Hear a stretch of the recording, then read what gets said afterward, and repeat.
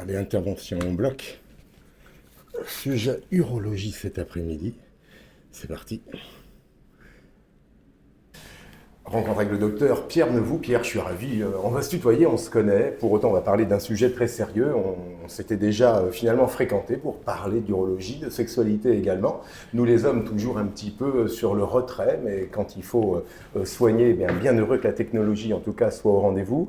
On va parler d'un sujet grave, c'est le cancer de la prostate. Tout à fait. Il touche quand même aujourd'hui pas mal de personnes en France. Hein. Oui, c'est 60 000 nouveaux cas par an, donc c'est Quand même. heureusement tout stade confondu, Mmh. avec plus de stades de découverte précoce, mais il y a aussi des stades pour lesquels l'enjeu de santé publique est majeur parce qu'on arrive dans les temps pour traiter de façon curative et donc pour empêcher l'évolution vers des phases douloureuses ou des phases métastatiques avec une course contre la montre et contre la maladie surtout. Ouais, on est ici sur des diagnostics, c'est quoi, 50 ans, ça devient finalement une charnière temporelle pour... En tout cas, c'est préconisé à partir de 50 ans ou 45 ans pour les gens qui ont des facteurs de risque familiaux notamment, de faire un dépistage qui sera donc un dépistage individuel. On va solliciter les hommes, on va leur proposer ce dépistage qui n'est pas obligatoire, mais le but encore une fois, c'est découvrir la maladie à temps pour ne pas arriver trop tard, bien qu'elle ne soit pas symptomatique. Aucune douleur, Ouais, aucun symptôme urinaire sur ouais.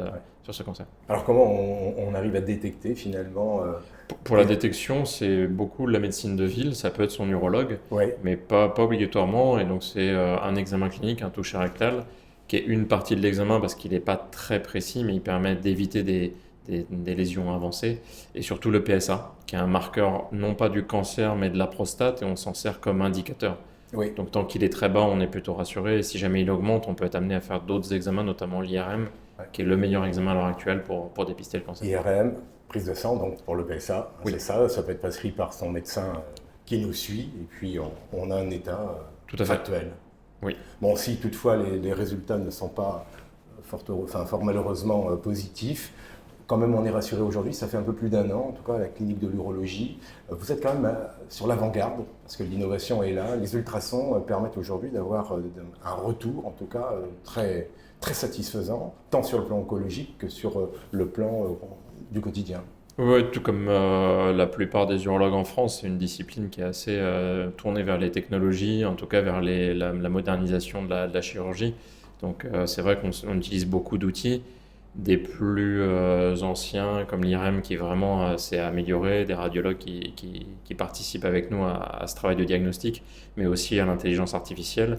Et après ça c'est la phase de diagnostic Oui, et on passe à la phase de traitement. traitement. On essaie d'être le moins invasif possible en étant performant sur le traitement de la lésion cancéreuse. Alors, un acronyme, HIFU, IFU dans votre jargon, Oui, ça c'est un traitement par ultrason. oui, c'est ça. C'est des ultrasons focalisés de haute intensité, donc le terme high FU en anglais. Ouais. Et c'est une technologie qui a été inventée et qui a été développée en France, juste à côté de Lyon, par des urologues et des ingénieurs qui, combinés avec l'entreprise EDAP, ont développé cette technologie. Ça fait maintenant très longtemps, ça fait plus de 25 ans, je crois.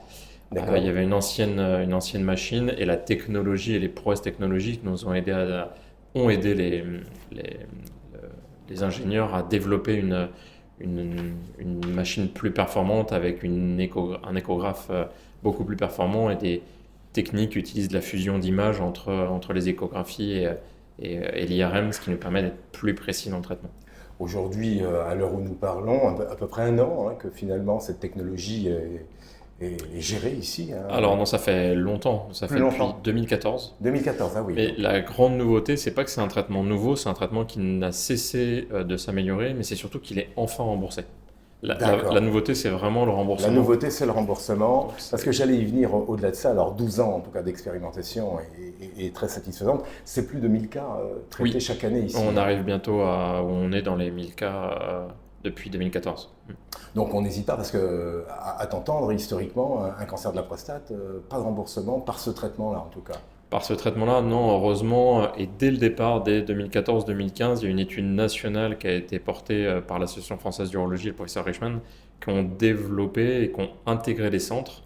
Avec heureusement, je pense, la bonne idée, c'est que tout le monde pouvait participer, centre privé, centre public, avec un travail très rigoureux qui a été contrôlé et qui a mis 5 ans d'évaluation, puis 5 ans de recul pour pouvoir montrer qu'il y avait bien un intérêt dans le cancer. Et tout a été étudié, les patients ont beaucoup joué le jeu avec des questionnaires très rigoureux, un suivi prolongé, mais enfin, comme quoi ça porte ses fruits, c'est maintenant pris en charge par l'assurance maladie. Bah, un grand, je dirais, ouf de satisfaction, parce que j'allais dire précision de l'acte chirurgical, adaptabilité également en fonction des typologies que vous pourrez rencontrer, puis surtout une démarche en ambulatoire, c'est-à-dire un temps, je dirais, d'hospitalisation très court. Oui, ouais, ça peut être en ambulatoire, a fortiori ça peut être en hospitalisation Ouais. si les gens viennent de loin. Mais ouais, le traitement est assez simple, il n'est pas douloureux. Après, c'est une des armes de traitement. Ça n'exclut pas les autres et de plus en plus, il y a des développements d'autres technologies qui permettent d'affiner les traitements. Mais ça a fait ses preuves, il y a un recul très important et donc du coup, c'est sûr qu'on est en sécurité en ayant traité, en ayant l'expérience d'avoir traité un grand nombre de patients. On a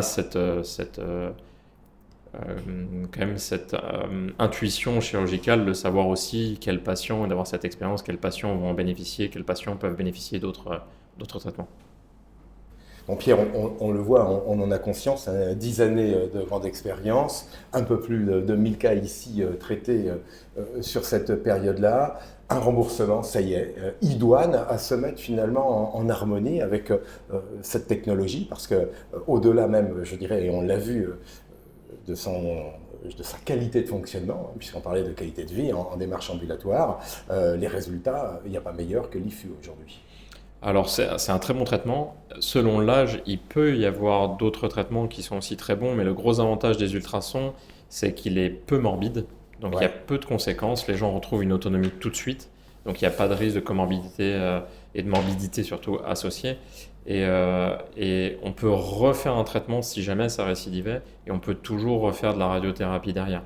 Donc c'est un bon traitement, et c'est un traitement quand les gens sont en forme, qu'ils aient 70, 75 ans ou même au-delà, s'ils ont un âge physiologique qui est bon, ça vaut le coup de traiter cette pathologie qui ne va pas évoluer vers des phases qui vont être potentiellement mortelles pour les gens, ou en tout cas gréver de comorbidités, de douleurs, etc. Ayant connaissance, je ne suis qu'un patient finalement de cette technique IFU, HIFU. Je suis finalement suivi par des professionnels qui n'ont pas cette technique. Je peux demander à en bénéficier. Oui, oui, bien sûr. Normalement, ça peut être proposé par tout le monde. Il y a des centres souvent qui s'associent pour pouvoir faire le traitement, mais en tout cas, c'est selon des critères stricts qui sont connus de tous les urologues. Et si les critères médicaux ou du cancer y répondent, bien sûr, on peut demander un avis pour être traité.